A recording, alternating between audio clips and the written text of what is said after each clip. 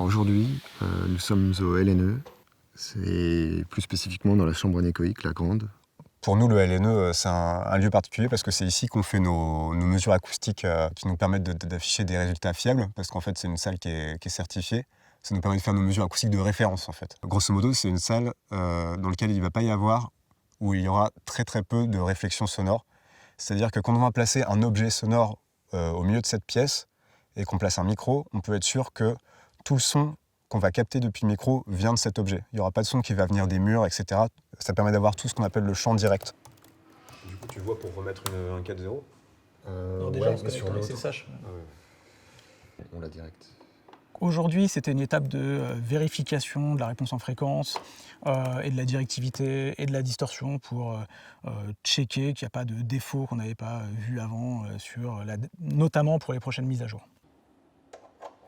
On a commencé par récupérer tout le matériel dans la valise, le conditionneur micro, les microphones de mesure, les câbles, le produit de Vialemania, qu'on a installé dans la salle anéchoïque sur une table tournante.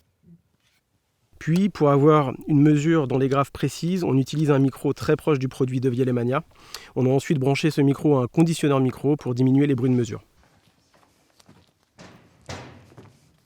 Donc là, on a installé le micro champ lointain à 1 mètre, 25 degrés. Ça correspond à la position d'écoute pour l'utilisateur. Ça va nous permettre de faire une vraie réponse en fréquence qui correspond à ce qu'entend l'utilisateur, et donc une vraie réponse, une vraie mesure de distorsion. Pour positionner, j'ai utilisé un mètre laser avec un mètre ruban pour avoir l'angle qui va bien.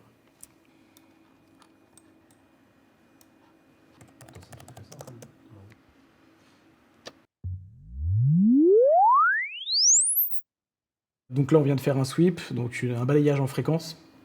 On obtient la réponse en fréquence du micro champ proche en rouge et champ lointain. Le champ proche nous permet d'avoir une réponse beaucoup plus propre en basse fréquence, et le champ lointain, une réponse plus proche de ce qu'aura l'utilisateur à la fin.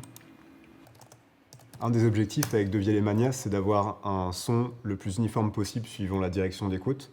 Pour pouvoir quantifier ça, on va réaliser la même mesure que celle effectuée précédemment, c'est-à-dire une réponse en fréquence, et on va faire varier progressivement la direction de l'enceinte par petits pas de 5 degrés, de manière à avoir la réponse suivant toutes les directions.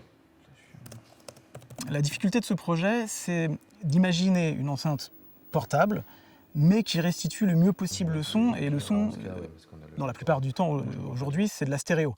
Donc il y avait vraiment ce travail sur le concept de la restitution, on va dire, stéréo, homogène, omnidirectionnelle, et le travail aussi de fond sur de l'optimisation de puissance pour faire un produit de Vialet avec des basses de Vialet sur une batterie.